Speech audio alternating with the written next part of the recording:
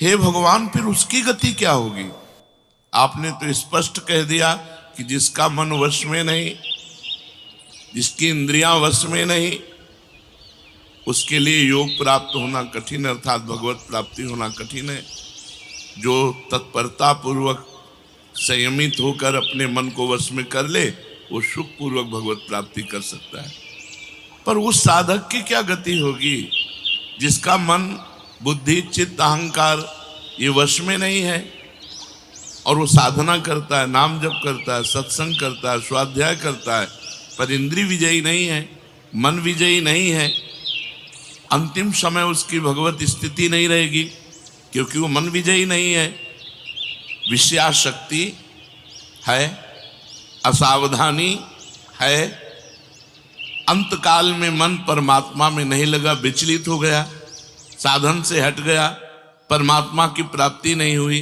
तो हे कृष्ण, कृष्ण सबको आकर्षित करने वाले, हे भगवान, आप ही जान सकते हो, इस प्रश्न का उत्तर आप ही दे सकते हो कि उसकी क्या गति होगी। तात्पर्य है कि वो नरक तो जाएगा नहीं, क्योंकि नाम जप करता है।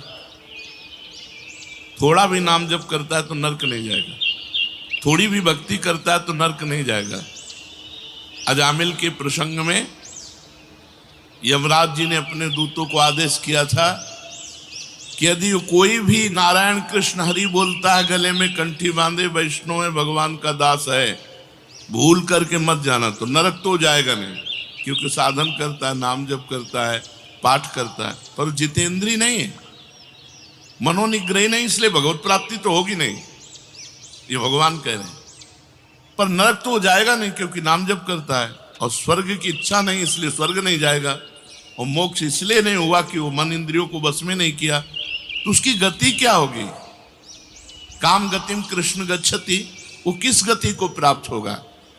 कश्चिन्नो भय विभ्रष्टस् छिन्ना भ्रमिव नश्यति अप्रतिष्ठो महाबाहो विमूढ़ो ब्रह्मणा पथि।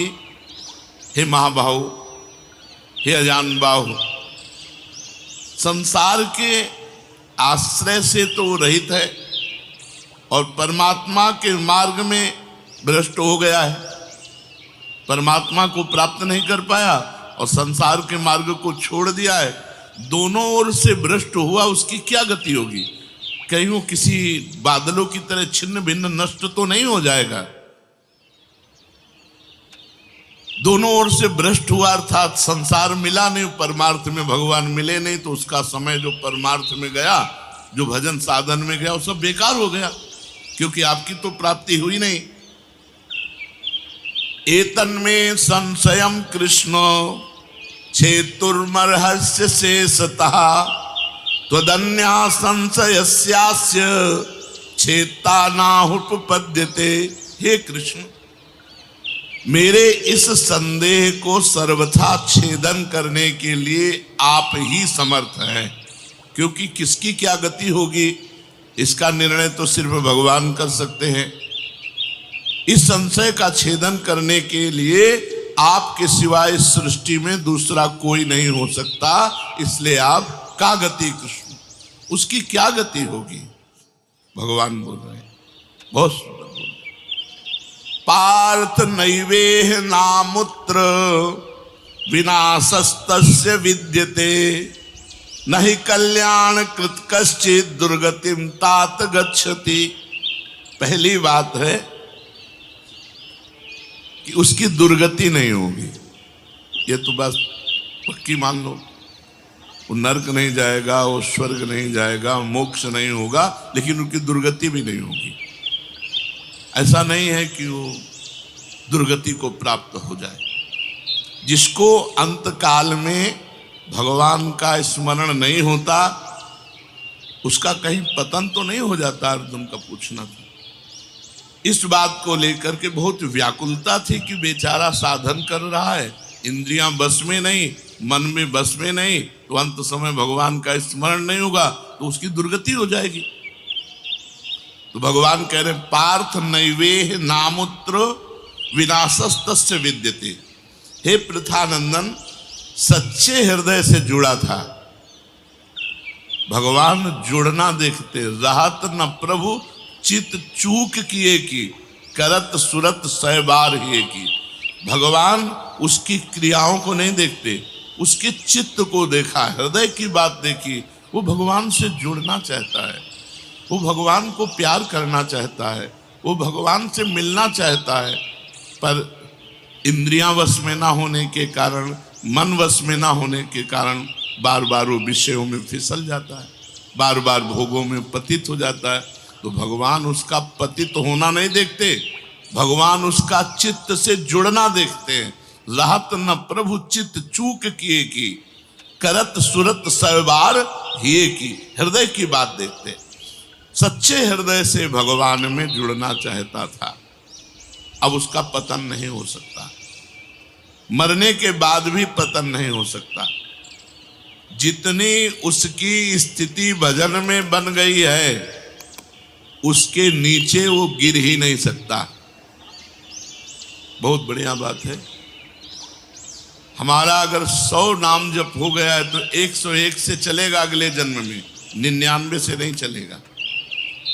जिसकी जितनी भजन में स्थिति हो गई है, उससे वो नीचे वो नहीं गिर सकता।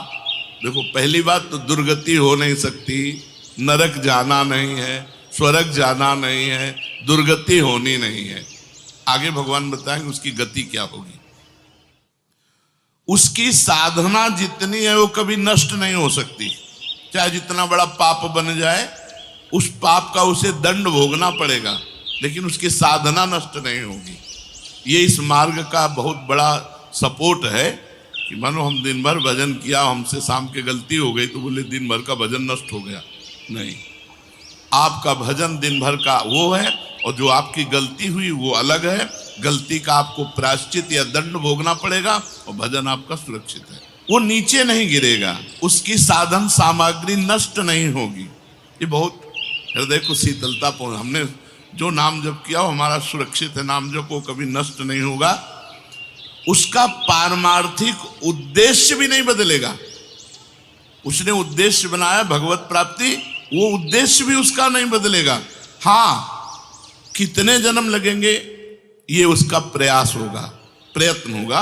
वो जन्मता मरता रह सकता है, ना भजन उसका नष्ट होगा, कम होगा, ना उद्देश्य उसका बदलेगा, वो लगेगा भजन।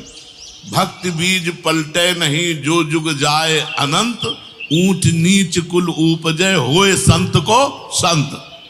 वो कभी ऐसा नहीं हो सकता कि इतना भजनानंदी अब भ्रष्ट हो गया तो वो पतित हो गया, नीच और दुर्गति, अरे सब बेकार, कुछ नहीं। जो गलती हुई उसका दंड मिलेगा, और जहां से वो भजन कर रहा है वहीं से उसकी भजन की स्थिति आगे बढ़ेगी। जैसे उदाहरण में राजर्षि भरत का उदाहरण दिया था कि हिरन पे वृत्ति गई तो हिरन बने, लेकिन गंडकी नदी में खड़े होके हिरन बन करके भी इतना भजन किया कि अगला जन्म जड़ भरत जी के रूप में ब्रह्मबोध संपन्न महापुरुष के रूप में हुआ। तो भगवान कहते हैं, न ही कल्याण कृत कश्चित दुर्गतिम तात गच्छति। अर्जुन, हे तात, बहुत प्यार भरा संबंध है, उसकी दुर्गति नहीं हो सकती। जो मेरा थोड़ा भी भजन किया है उसकी दुर्गति नहीं हो सकती। साधक के लिए बहुत ही पॉइंट के आश्वासन की बात कह रहे कि थोड़ा भी भजन किया तो उसकी दुर्गति नहीं हो सकती, और अगले जन्म में परमात्मा प्राप्ति की लालसा इतनी प्रबल होगी कि वो इंद्रियों मन को वश में कर लेगा। इस जन्म में जो चूक हुई वो अगले जन्म में सुधार लेगा।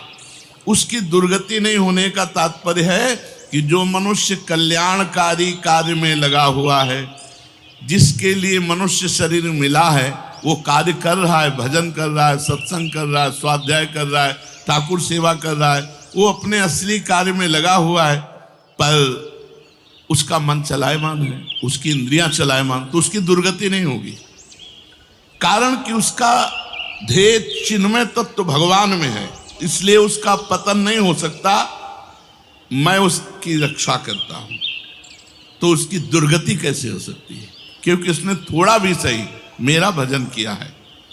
मेरी दृष्टि सर्वभूत हिते रता है, सब पर मोरी बराबर दाया, सब मम प्रिय सब मम उपजाए, मैं सबको प्यार करता हूं। फिर जो मनुष्य मेरी तरफ चल पड़ा, अपना किसी तरह से कल्याण परम हित मानकर मेरी तरफ चल पड़ा, तो मैं उसे सबसे ज्यादा प्यार करता हूं। फिर मैं जिसे प्यार करता हूं उसकी दुर्गति कैसे हो सकती है? प्यार तो सबको करता हूं, लेकिन जो अपना मान करके मेरी तरफ चल पड़ा, मेरा भजन करने लगा, उसकी दुर्गति कैसे हो सकती है? मेरा वो समझे न समझे, उससे वास्तविक संबंध तो है ही। ममैवांशो जीवलोके जीव भूता सनातना।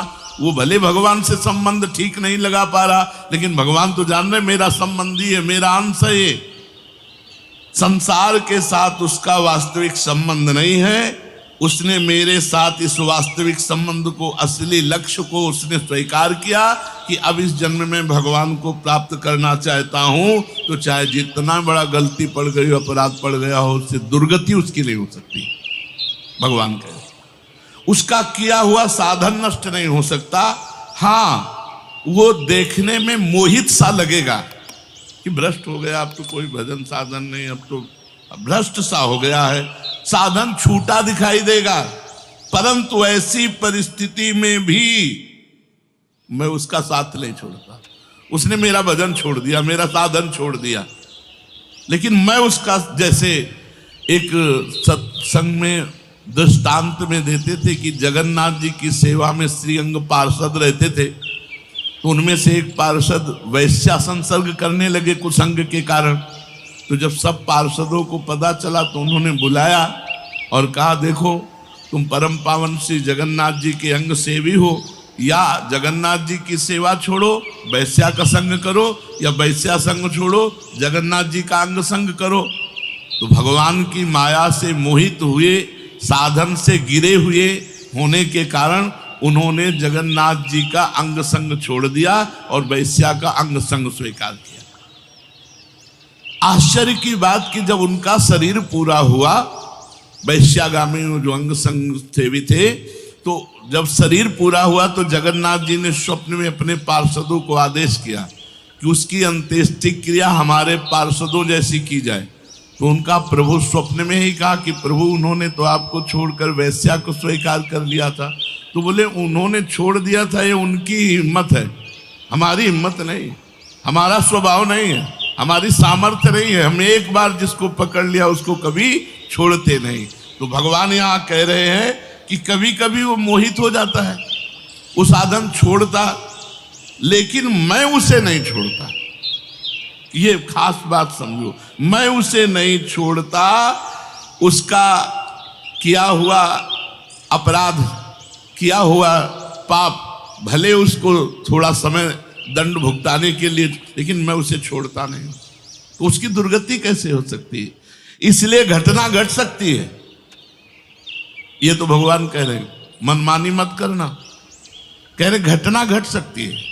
आपने अपराध किया, आपको पाप का दंड मिल सकता है, लेकिन मैं उसके अंदर ऐसी व्याकुलता पैदा करूंगा कि वो सब प्रपंच छोड़कर दौड़कर मेरी तरफ भाग पड़ेगा, क्योंकि मैं उसे नहीं छोड़ता।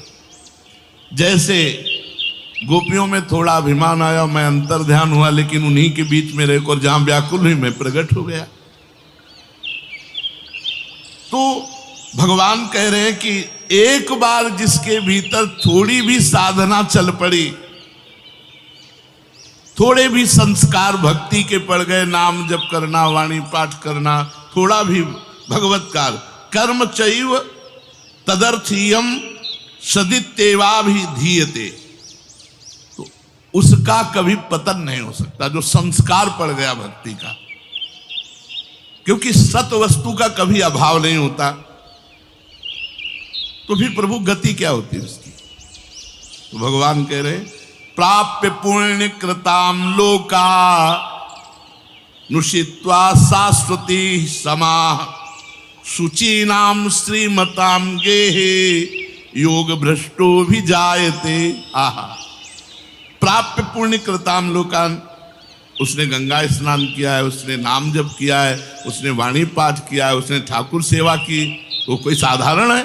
बहुत बड़ा धनी है।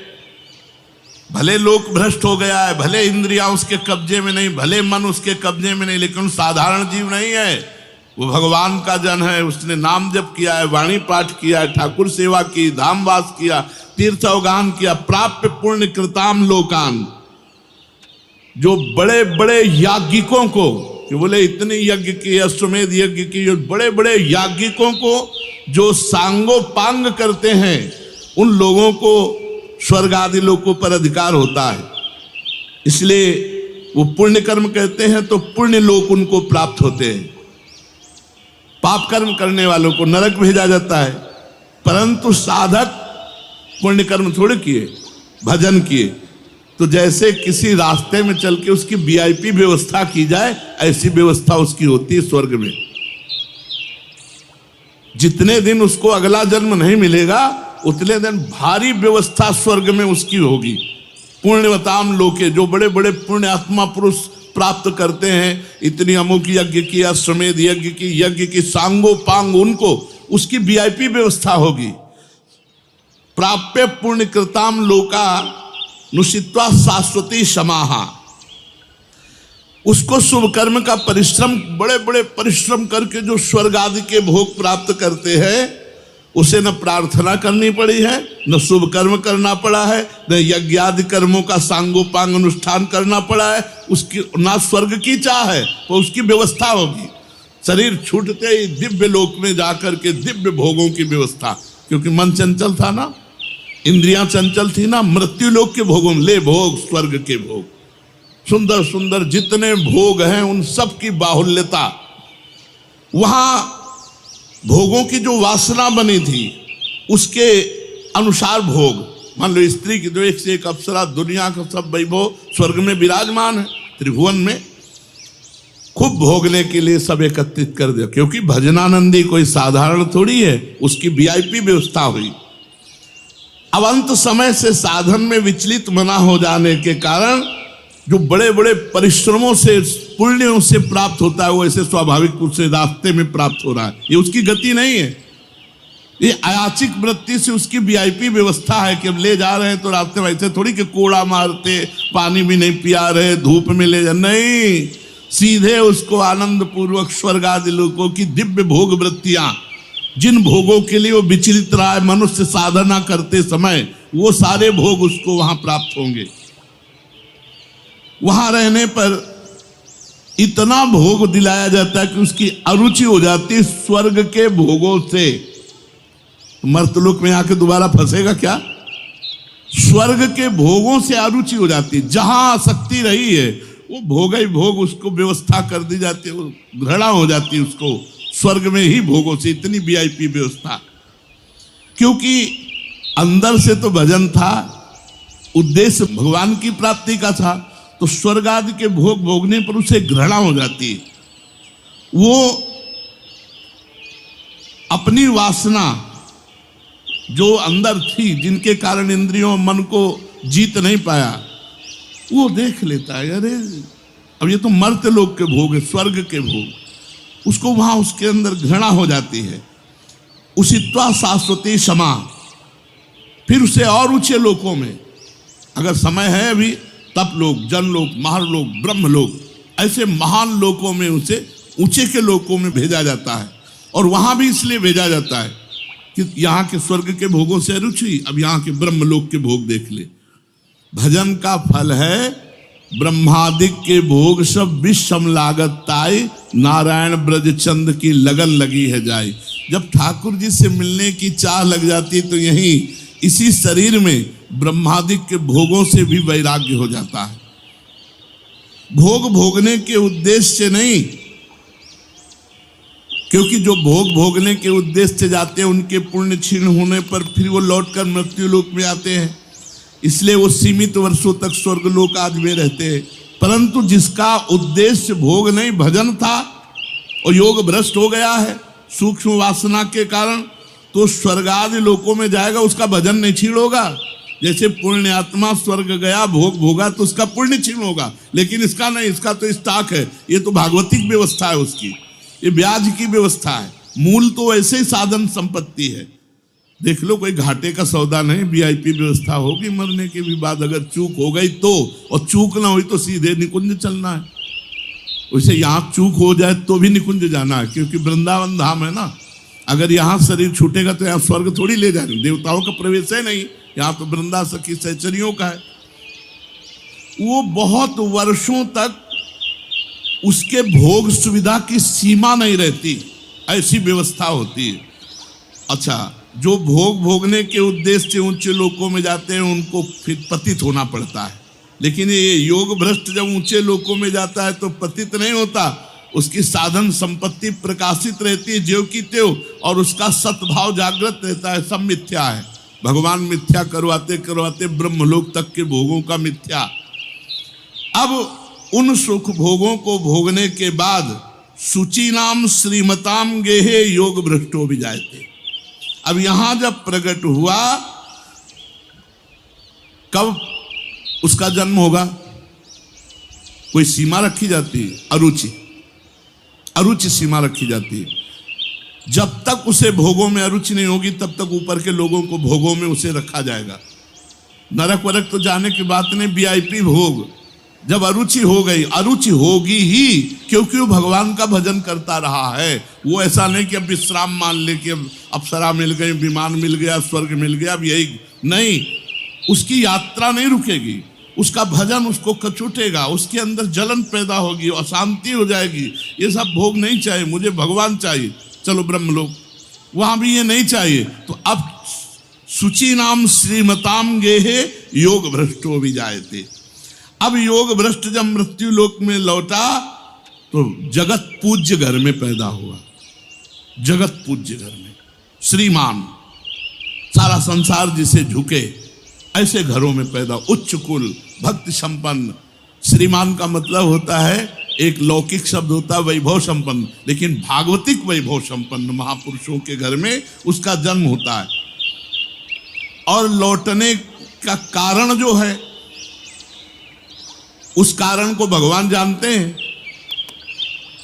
उसकी बहुतायत कर देते हैं। स्वर्ग भोगा, ब्रह्मलोक के भोग भोगे, और यहां सारे भोग उसके दे दे, ये ले, अरे भगवान का दास है कोई और, ये ले। ऐसे घर में पैदा किया। अब उसकी जो साधन संपत्ति उसको खोल देते हैं, अभी तक बंद रखा, हानि नहीं हो सकती। अब जो ही जन्म हुआ, जैसे अपने लोग अब जो ही स्कूल जाते, स्कूल से पढ़ के आते, लगता है माँ नहीं टिकेगी, पिता नहीं टिकेंगे, सब मरेंगे, तो मेरा साथी कौन है, मेरे जीवन का लक्ष्य क्या है, क्या यही उद्देश्य है? बस बैठ जाते एकांत में। और संत जन आते थे, वो श्री राम जय राम जय जय राम, श्री राम जय, कीर्तन कराते थे तो वही याद था, श्री राम जय राम जय जय राम, श्री राम जय राम जय जय राम। बस नाम जप करना निश्चय हो गया।